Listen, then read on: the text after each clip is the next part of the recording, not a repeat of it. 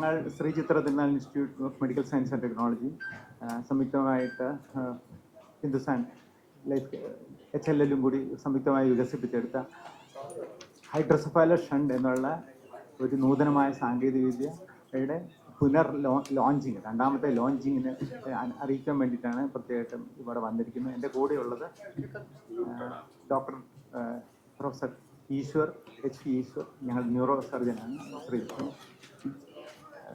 Mister Mukund HLL represent ചെയ്യുന്നു.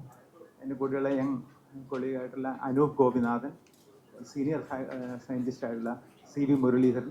ഇവരാണ് ഈ സാങ്കേതികവിദ്യയുടെ രണ്ടാമത്തെ ഈ ലോഞ്ചിന് വേണ്ടിയുള്ള എല്ലാ സഹായവും ചെയ്തു കൊടുത്തത്. അതുകൂടെ ടെക്നോളജി ട്രാൻസ്ഫർ സെല്ലിൻ്റെ ഹെഡ് സീനിയർ സയൻറ്റിസ്റ്റ് ആയിട്ടുള്ള സന്ധ്യ ശ്രീയും കൂടെയുണ്ട്. അപ്പോൾ എന്താ ഇതിൻ്റെ വളരെ സങ്കീർണമായ ഒരു സാങ്കേതികവിദ്യ കേൾക്കാം. ഈ ഹൈഡ്രോസെഫാലസ് എന്നുള്ളതിൻ്റെ കൂടുതൽ സാങ്കേതികമായിട്ട് ഡോക്ടർ പറയുന്നതായിരിക്കും. എങ്കിലും ഈ ഒരു സാങ്കേതികവിദ്യ നേരത്തെ കൊടുത്തിരുന്നായിരുന്നു. പക്ഷേ അവിചാരം പല കാരണങ്ങൾ കാരണം അത് നിന്നു പോവുകയുണ്ടായി. 80കളിൽ കൊടുത്ത ടെക്നോളജി ട്രാൻസ്ഫർ പിന്നെ മാർക്കറ്റിൽ വരികയും പക്ഷെ അത് പിന്നെ അത് പല കാരണങ്ങളാൽ അത് നിന്നു പോവുകയുണ്ടായിരുന്നു. അപ്പോൾ ഇപ്പോൾ പിന്നെ വീണ്ടും അത് പുനരുജ്ജീവിക്കാൻ വേണ്ടി ഇത് വളരെ വളരെ ഉപകാരപ്രദമായ ഒരു ടെക്നോളജിയാണ്. അത് ആൾക്കാർ നമ്മൾ ഇമ്പോർട്ട് സബ്സ്റ്റിറ്റ്യൂഷനും ആവശ്യമുള്ളതുകൊണ്ട് അത് കഴിഞ്ഞ 3 വർഷമായിട്ട് വളരെ അസാന്തമായ പരിശ്രമത്താലും ഇവർക്ക് അത് രണ്ടാമത് ലോഞ്ച് ചെയ്യാൻ പറ്റി. അതിനുള്ള അപ്രൂവൽസ് ആയുള്ള റെഗുലേറ്ററി അപ്രൂവൽസ് ആണ്, CDSCO എന്ന് പറയും. അവരുടെ അപ്രൂവലും കണ്ട് അവരത് മാർക്കറ്റിലേക്ക് വരും. ഞാൻ ഇതിൻ്റെ ആദ്യ വൈദ്യ സംബന്ധമായ കാര്യങ്ങൾ പറയാനായിട്ട് പ്രൊഫസർ.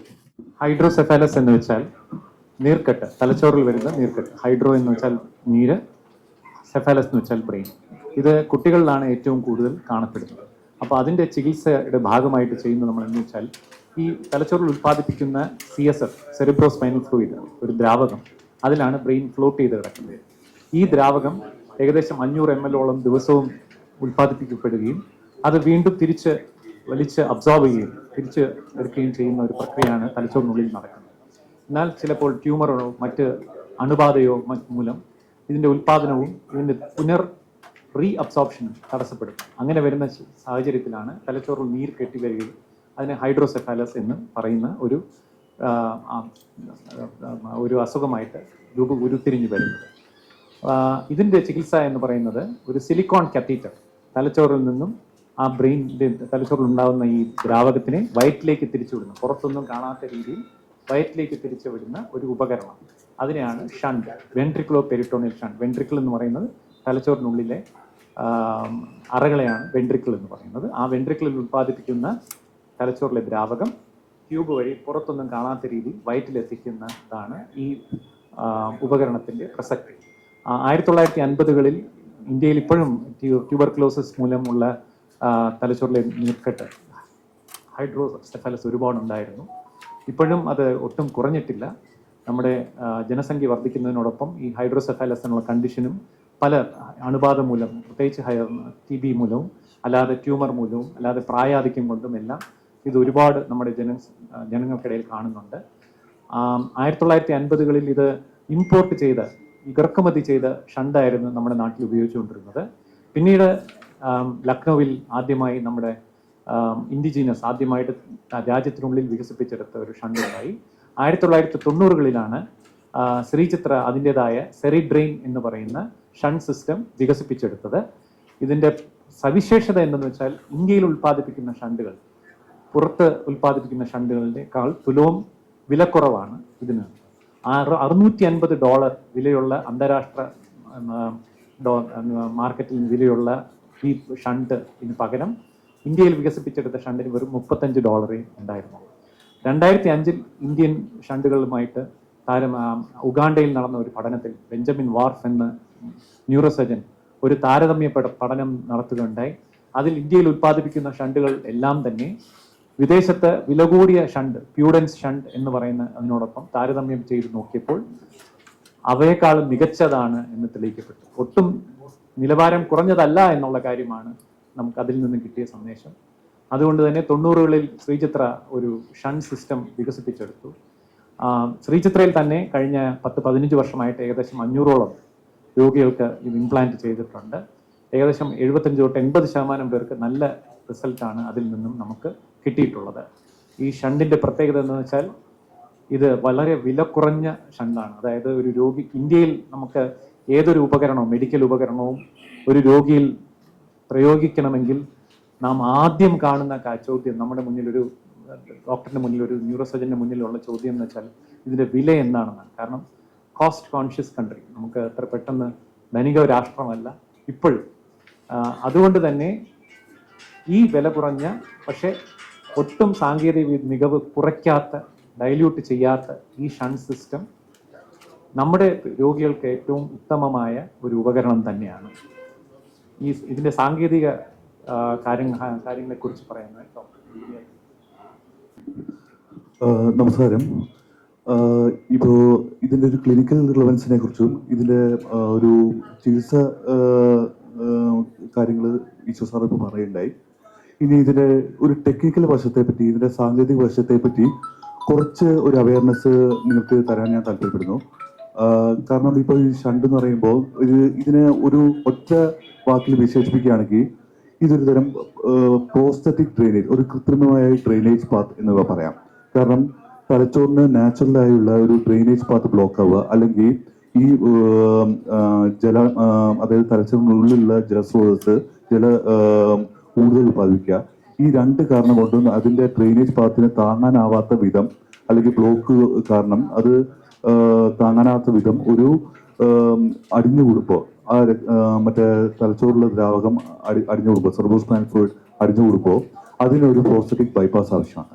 കാരണം ക്രമാതീതമായിട്ട് അതിന്റെ തലച്ചോറിലുള്ള സമ്മർദ്ദം വളരുകയാണെങ്കിൽ അതിനൊരു ബൈപ്പാസ്. പക്ഷെ ആ ബൈപ്പാസിന്റെ കൂടെ തന്നെ അതിനെ സങ്കീർണമാക്കുന്ന മറ്റൊരു കാര്യമെന്നാൽ ഇതിന് കത്തീറ്റർ, അതായത് അതിന്റെ ഒരു പാസേജ് കൂടാതെ അതിനൊരു വാൾ കമ്പോണന്റ് കൂടെ ഉണ്ട്. അതാണ് അതിന്റെ ഒരു ഡിസൈനെ കൂടുതൽ സങ്കീർണമാക്കുന്നത്. ആ വാൾവിന്റെ ഡിസൈനിന് വേണ്ടിയിട്ടും അതിന്റെ മെറ്റീരിയൽ സെലക്ഷൻ, ടെസ്റ്റിംഗ്, അതിന്റെ എല്ലാ കാര്യങ്ങൾക്കും 3D ഫ്രെയിം HL സംയോജിച്ച് ഒരു ഡിവൈസ് വികസിപ്പിക്കുകയായി. അപ്പോൾ അത് ആദ്യകാലത്ത് അതിന്റെ പ്രൊഡക്ഷൻ ഉണ്ടായിരുന്നു. പിന്നെ അതിന്റെ പ്രൊഡക്ഷൻ റീസ്റ്റാർട്ട് ചെയ്യുന്നൊരു പാർട്ടായിട്ട് ഒരുപാട് ഡിസ്കഷൻസും ഒരുപാട് ടെസ്റ്റിംഗ്, ടെക്നിക്കൽ ഡിസ്കഷൻസ് എല്ലാത്തിനും സാങ്കേതികമായ ചർച്ചകൾക്ക് ശേഷമാണ് നമ്മൾ ഇത് റീലോഞ്ച് ഇനീഷ്യേറ്റ് ചെയ്യുന്നത്. ഇതൊരു തുടക്കം മാത്രമാണ്. അപ്പോൾ ഈ ഒരു CSF മാനേജ്മെന്റിൽ ഒരുപാട് ടെക്നോളജി, സാങ്കേതികമായ സ്കോപ്പുകൾ ഉണ്ട്, ഒരുപാട് ക്ലിനിക്കൽ പ്രോസസ്സുകളുണ്ട്. അതിലെല്ലാം ഈ സാങ്കേതിക വിദ്യയുടെ ഒരു കൊളാബറേഷൻ ആവശ്യമാണ്. അത് നമ്മുടെ ശ്രീധയുടെ ഭാഗത്തുനിന്നും HLന്റെ ഭാഗത്തുനിന്നും ഉള്ള ചർച്ചകളുടെ ഫലമായി നമ്മൾ ഫർദർ ഒരു ടെക്നിക്കൽ ഒരു റിസർച്ച് ലെവലിൽ നമ്മൾ മുന്നോട്ട് ഒരു യാത്ര നടത്തുന്നതാണ്. അപ്പോൾ ഈ ഒരു ചർച്ചയുടെ ലക്ഷ്യം എന്നാൽ ഇതിന്റെ ഒരു സാങ്കേതിക ലെവലിലും ഒരു ക്ലിനിക്കൽ ലെവലിലും ഒരു അവയർനെസ് ഈ ഒരു നൽകുന്നതിനാണ്. അപ്പോൾ നന്ദി. ഈ ചെറിയ ട്യൂബാണ് നമ്മുടെ തലച്ചോറിനുള്ളിലെ വെൻട്രിക്കിൾ എന്ന് പറയുന്ന ക്യാവിറ്റിയിലേക്ക് പോകുന്നത്. അതിനോട് ചേർത്ത് വെക്കുന്ന, തലയോട്ടിയിൽ ഫിക്സ് ചെയ്യുന്ന ഒരു ഡയഫ്രം വാൽവ് ഉള്ള ഒരു വാൽവാണ്. ഇതാണ് നമ്മുടെ തലയോട്ടിയുടെ മേളിൽ അത് ഫിക്സ് ചെയ്യും. എന്നിട്ട് ഒഴുകി വരുന്ന ബ്രെയിൻ ഫ്ലൂയിഡ്, സെറിബ്രോസ്പൈനൽ ഫ്ലൂയിഡ് താഴെ കൂടെ ഇത് നമ്മുടെ നെഞ്ചിൽ കൂടെ വന്ന് വയറ്റിൽ വെച്ചാൽ ആമാശയത്തിനുള്ളിലല്ല, ആമാശയത്തിന് പുറത്ത് നിക്ഷേപിക്കും. ലിവറിന്, സാധാരണ കരളിന് താഴെയാണ് നിക്ഷേപിക്കുന്നത്. അവിടെ ഈ തലച്ചോറിൽ നിന്ന് വരുന്ന ഈ ദ്രാവകം അവിടെ വലിച്ചെടുക്കുകയും അങ്ങനെ ഈ ഹൈഡ്രോസെഫാലസ് എന്നുള്ള കണ്ടീഷൻ മാറുകയും ചെയ്യും. ഹൈഡ്രോസെഫാലസ് നിലനിൽക്കുകയാണെങ്കിൽ രോഗി ബോധം കെടുകയും ജീവൻ അപകടം സംഭവിക്കുകയും ചെയ്യും. അത് ഒഴിവാക്കാനാണ് ഈ ഷണ്ട് എന്നുള്ളത് ചെയ്യുന്നത്. ഇതിന്റെ പേറ്റന്റ് നേരത്തെ എടുത്തിട്ടുണ്ട്. ശ്രീചിത്രയാണ് ഇതിന്റെ പേറ്റന്റ് ഒക്കെ എടുത്തിട്ടുള്ളത്. അത് 1992 ഇതിന്റെ പേറ്റന്റ് എടുത്തിട്ടുള്ളത്. അതുകൂടാതെ നേരത്തെ ഇത് HLL മാർക്കറ്റ് ചെയ്യുന്ന സമയത്ത് ഇത് യൂറോപ്പിലൊക്കെ വിൽക്കാൻ വേണ്ടിയുള്ള CE മാർക്കിംഗ് എന്ന് പറയുന്ന ഗുണനിലവാര പരിശോധന കഴിഞ്ഞ് അതിൽ ക്വാളിഫൈ ചെയ്തിട്ടുള്ള ഒരു പ്രോഡക്റ്റാണ്. പിന്നെ ചില സാങ്കേതിക കാരണങ്ങൾ, പ്രത്യേകിച്ചും ഇതൊരു വളരെ സങ്കീർണമായ ഒരു സാങ്കേതിക വിദ്യയാണ്. അതുകൊണ്ട് തന്നെ ഇതിൻ്റെ ഉൽപ്പാദന ചെലവ് കുറച്ച് കൂടുതലാണ്. അങ്ങനെയുള്ള സിറ്റുവേഷനിൽ ഈ പ്രോഫിറ്റ് മാർജിൻ റിലേറ്റീവ്ലി കുറഞ്ഞതും ഇതിൻ്റെ ഉൽപ്പാദനം നിൽക്കാനുണ്ടായ ഒരു കാരണമായിട്ട് ഞാൻ മനസ്സിലാക്കുന്നു. പക്ഷേ ഇതിൽ നമുക്ക് എടുത്തു പറയേണ്ട ഒരു കാര്യം എന്ന് പറഞ്ഞു കഴിഞ്ഞാൽ, HLL ലൈഫ് കെയർ എന്ന് പറയുന്ന കമ്പനി ഇതൊരു പബ്ലിക് സെക്ടർ കമ്പനിയാണ്. ആ കമ്പനിയുടെ സാമൂഹിക പ്രതിബദ്ധതയുടെ ഭാഗമായിട്ട് ഇത് വീണ്ടും വിപണിയിലേക്ക് കൊണ്ടുവരാനും ഇന്ത്യയിൽ ആവശ്യക്കാരായ പേഷ്യൻസിന് ഇത് ലഭ്യമാക്കുന്നതിനുള്ള ഒരു കർമ്മപരിപാടിയാണ് HLL മുന്നോട്ട് കൊണ്ടുവന്നിരിക്കുന്നത്. അതിന് അവരെ പ്രത്യേകം അഭിനന്ദിക്കേണ്ടതാണ്. ഇത് കൂടാതെ നേരത്തെ ശ്രീ അനൂപ് പറഞ്ഞതുപോലെ ഇതിൻ്റെ ഏറ്റവും പ്രധാനപ്പെട്ട പ്രത്യേകത എന്ന് പറഞ്ഞു കഴിഞ്ഞാൽ, നമ്മൾ സാധാരണ ബ്രെയിനിലുള്ള വെൻട്രിക്കിളിൽ ഒരു ട്യൂബ് ഇട്ടിട്ട് അത് പെരിറ്റോഡിയൽ കാവിറ്റിയിൽ വെക്കുമ്പോൾ ഈ പേഷ്യൻ്റ് എഴുന്നേറ്റ് നിൽക്കുമ്പോഴത്തേക്കും ആ ഗ്രാവിറ്റി കൊണ്ട് ഈ ഫ്ലൂയിഡ് മുഴുവനായിട്ടും ഡ്രെയിൻ ചെയ്ത് പോകാനുള്ള ഒരു സാധ്യതയുണ്ട്. അങ്ങനെ വരുന്നത് അത് അപകടകരമായ ഒരു സിറ്റുവേഷനാണ്. ഈ സ്ലിറ്റ് വെൻട്രിക്കുലർ എഫക്റ്റ് എന്ന് പറഞ്ഞ ഒരു രോഗാവസ്ഥയിലേക്ക് അത് വരാൻ സാധ്യതയുണ്ട്. അപ്പം അത് നിയന്ത്രിക്കാൻ വേണ്ടി ഈ ബ്രെയിൻ വെൻട്രിക്കിളിലെ പ്രഷർ സെൻസ് ചെയ്ത് ആവശ്യമായ സമയത്ത് ഈ വാൽവ് ഓപ്പൺ ചെയ്ത്, അതായത് പ്രഷർ കൂടുകയാണെങ്കിൽ മാത്രം ഈ CSF ഡ്രെയിൻ ചെയ്യാൻ വേണ്ടിയുള്ള ഒരു വാൽവ്, ഒരു ഉപകരണം ഇതിൻ്റെ അകത്ത് ഇൻകോർപ്പറേറ്റ് ചെയ്തിട്ടുണ്ട്. അതാണ് ഇതിൻ്റെ ഏറ്റവും സങ്കീർണമായ കാര്യം. മുരളി സാറ് പറഞ്ഞതുപോലെ ഇത് ശ്രീചിത്ര ഡെവലപ്പ് ചെയ്ത ടെക്നോളജി ഇത് ട്രാൻസ്ലേറ്റ് ചെയ്യാനായിട്ട് HLL-ന് സാധിച്ചു. ബേസിക്കലി മാസ്സായിട്ട് പ്രൊഡ്യൂസ് ചെയ്യാനായിട്ട് അത് ടെക്നോളജി ഡെവലപ്മെൻറ്റ് സ്റ്റേജിൽ നിന്ന് ഒരു സ്കെയിലപ്പിലേക്ക് വരേണ്ടതായിട്ടുണ്ടല്ലോ. അപ്പോൾ അത് പയനിയർ ചെയ്തത് HLL ആണ്. 90കളിൽ നമ്മൾ തുടങ്ങിയെങ്കിലും ആക്ച്വലി ആ കാലഘട്ടത്തിൽ ഇൻഷുറൻസിൻ്റെ ഒക്കെ അഭാവം കാരണം ഉള്ള ഒരു മിതമായിട്ടുള്ള ഉപയോഗമേ ഇതിനുണ്ടായിരുന്നുള്ളൂ. പക്ഷേ ഇന്ന് ചിത്രയിൽ നിന്ന് തന്നെ ഉള്ള എൻക്വയറിയിൽ നിന്നും ആക്ച്വലി ഇന്നിപ്പം ഇൻഷുറൻസ് ഒക്കെ വളരെ നന്നായിട്ടുള്ളത് കാരണം ധാരാളം ആൾക്കാർ ഇത് അഡോപ്റ്റ് ചെയ്യാനായിട്ടുള്ള ഒരു സാഹചര്യം വന്നിട്ടുണ്ട്. കൂടാതെ ഇന്ന് നമ്മുടെ രാജ്യത്ത് ഈ വിലയിൽ ഉള്ള തരത്തിലുള്ള ഷണ്ടുകൾ കുറവാണ്. അതുകൊണ്ട് നമ്മളത് വീണ്ടും ലോഞ്ച് ചെയ്യാനായിട്ട് തയ്യാറായി. മാത്രമല്ല ലോഞ്ച് ചെയ്യുന്ന അവസരത്തിൽ നമ്മൾക്ക് കുറേ അധികം ചലഞ്ചസ് ഉണ്ടായിരുന്നു.